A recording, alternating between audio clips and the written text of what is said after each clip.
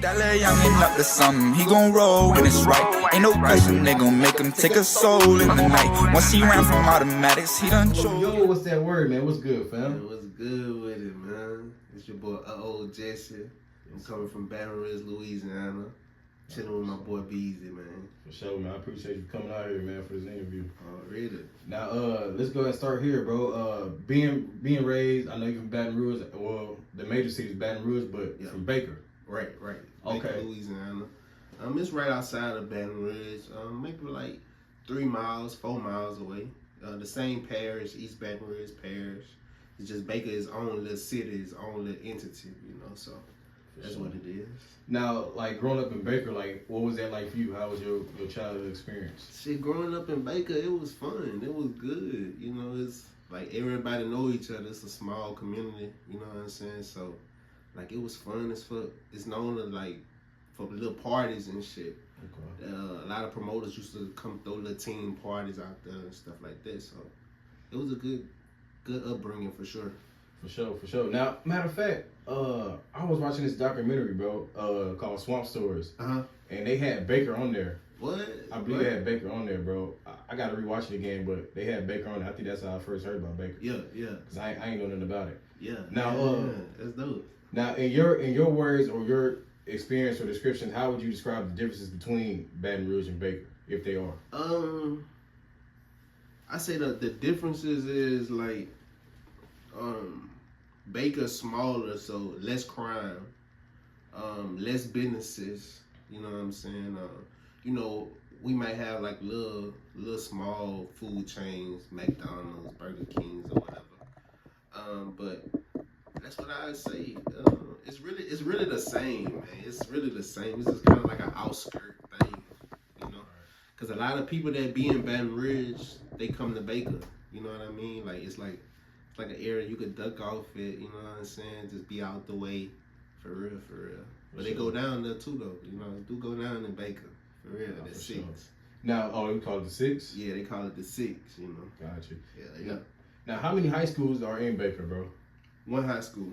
Oh, so this is like a real deal, small, like country town type shit? Yeah. Okay, damn. 1 high school. They had some private schools, like, you know, like the little church Bethany, they had like a little school program. I think they had like another church, private school, Faith Baptist, but 1 high school.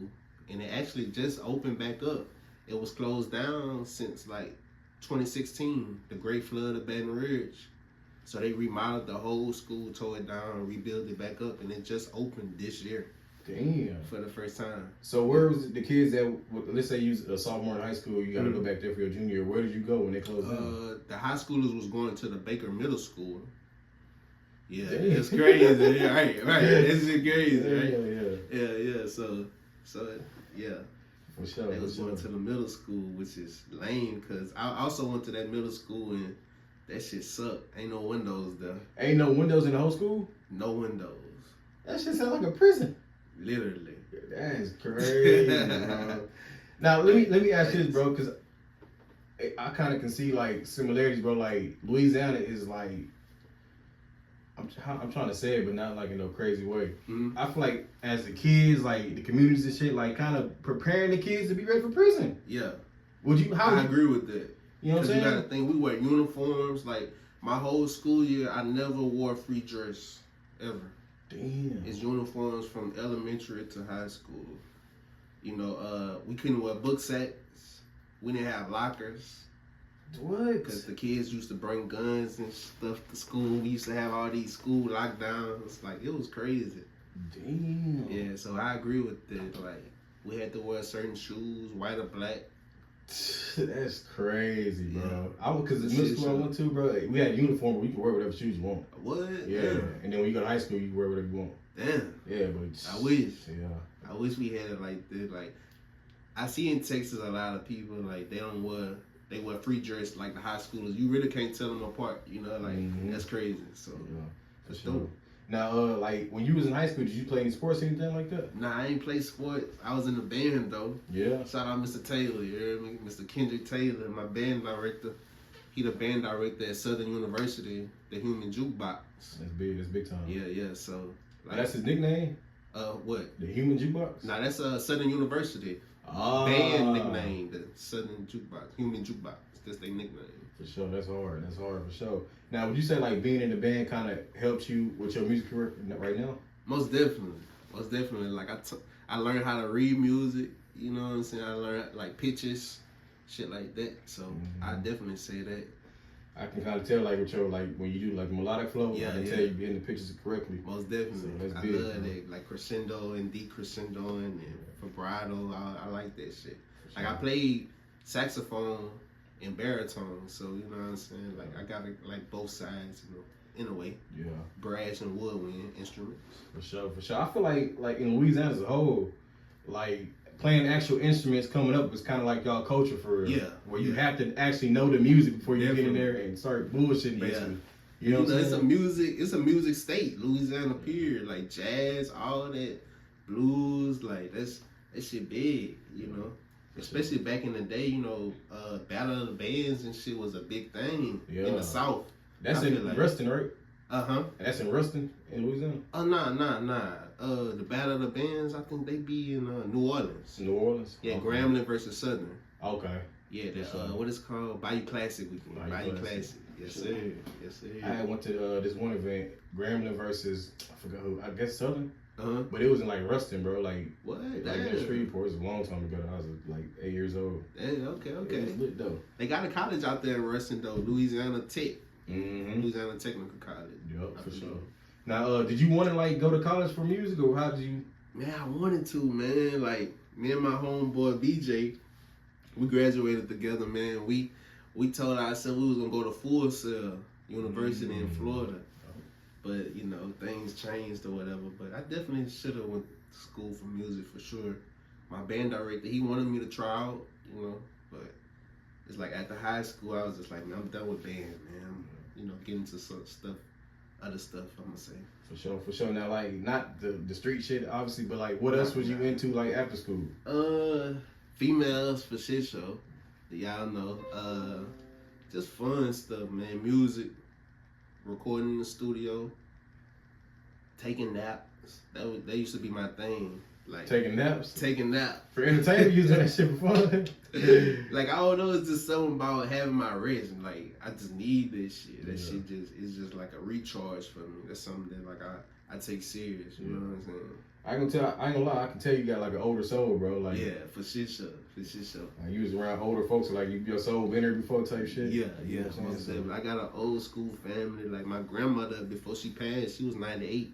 Damn, that's she lived to be 98 years old. That's so you can only imagine, you know, the wisdom and stuff that she taught me and instilled in me. Sure. That's big, bro. Yeah, man. R.I.P. my grandmother, man. For real, Miss Lucinda. For real. For sure. Now, all right. So starting music on a serious level, like, what was that beginning stage for you? Like, how was you even jumping into the music game? Man, music, like, I always was into music, like, always. My mama, she had a laptop. I used to, like, download these apps, like Mixcraft. I think it was Mixcraft back then. Yeah. And I just used to just be recording, and it just went from there. Yeah. I got to being around other people recording, and it's just, like, it just went from there, really. But I say, really recording in the actual studio, like really making music, I had to be about 14. 14? Yeah, 9th grade. What was it, around like 2012, maybe 2013? I was 14. Now, I'm kind of old, bro, but nah. Yeah, sure. I was 14 like 2009. Okay. Yeah. Oh, you same age as me then? Yeah. For sure. Yeah. That's why I say, because I feel like that music scene out there in Louisiana was kind of like coming up a little bit. Building up, right. Definitely. I agree. I agree. Taking notice to it. So, all right, now you making music, you playing around on Mixcraft, seeing what's going on with that. At what point did you realize you can really do this on a serious level? Man, I'd say the summer, because like I say, I was 14 and I got put out of Baker. I had gotten some trouble in middle school, and I got expelled for a whole year, so I couldn't come back to their school system until a year later. So, I went to a private school, and that's when I met up with my homeboy, Dave, and we started doing music. And we made one song, and it's like, it got a lot of good feedback. You know, at the time we was putting all our music on Facebook and stuff like that, and like they was rocking with it, so it just inspired me, motivated me to keep going with it. No, for sure, for sure. Because at the time, you know, people wasn't really rapping like that, especially in I'd say like a different genre. Like, you know, I wasn't on no, you know, killing music, no jigging music. I was just like a lot of female songs, you know, like I was Lil Zane or somebody. That nigga's turd back there. Yeah, facts though. People don't know that shit. Lil Zane was turd. Now, so when, like, let's say when you was making the music, like you said, it wasn't like the jig music, it wasn't the shoot 'em up bang bang, but that was kind of what was popular around that time. Yeah, most definitely. The feedback you received, like, what was it? It was like, damn, it was a breath of fresh air, or Yeah, it was a breath of fresh air, and it was just something different. I feel like people like different stuff when they hear, like, you know, at first they kind of like, you know, they don't know, kind of scared, but eventually they kind of like open up to it and be like, I like it. It's different, you know? So, now, would you say it's an advantage for you coming out of a smaller city or town like Baker?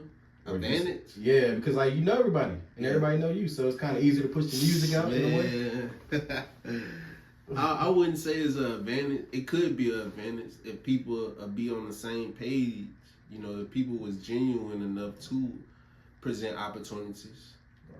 You know, that makes sense. That makes sense. Say that. That little youngin' up to something, he gon' roll when it's right. Ain't no question, they gon' make him take a soul in the night. Once he ran from automatics, he done chose not to fight. We gon'